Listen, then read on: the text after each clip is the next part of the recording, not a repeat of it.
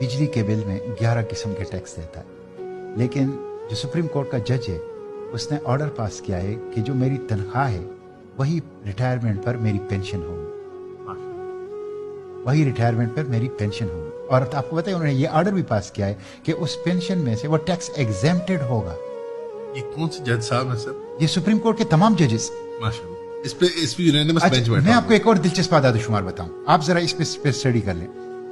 पाकिस्तान में जो अभी पेंशन की इजाफा हुआ हुकूमत ने किया, तो आपको पता है जो सुप्रीम कोर्ट के जज थे उनकी पेंशन कितनी बढ़ी? 1,50,000 रुपए पर मंथ बढ़ गई। ब्यूरोक्रेट्स की बढ़ गई 40,000 रुपए पर मंथ।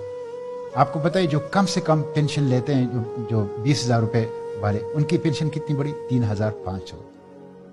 आपको पता है पाकिस्तान में जो कम से कम तनख्वाह है और ज्यादा से ज्यादा जो कम से कम पेंशन है और ज्यादा से ज्यादा पेंशन है, उसमें रेशो क्या है?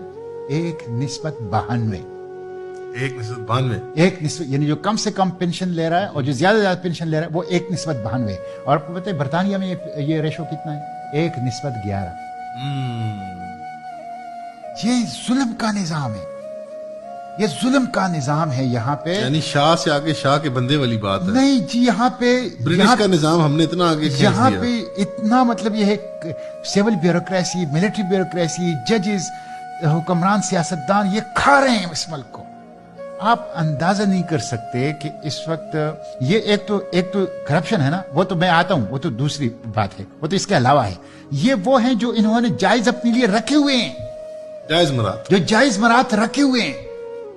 आप अंदाजा कर लें कि अभी उस दिन मैंने सेनेट में ये इशू उठाया था, 200 रिटायर्ड अफसरान ऐसे हैं सिविल मिलिट्री ब्यूरोक्रेसी के कि जो बैरून मुल्क हैं, रिटायरमेंट के बाद बैरून मुल्क गए हैं, और जिन्होंने कहा है कि हमें डॉलरों में पेंशन दी जाए, उनको डॉलरों में पेंशन दी जाती है।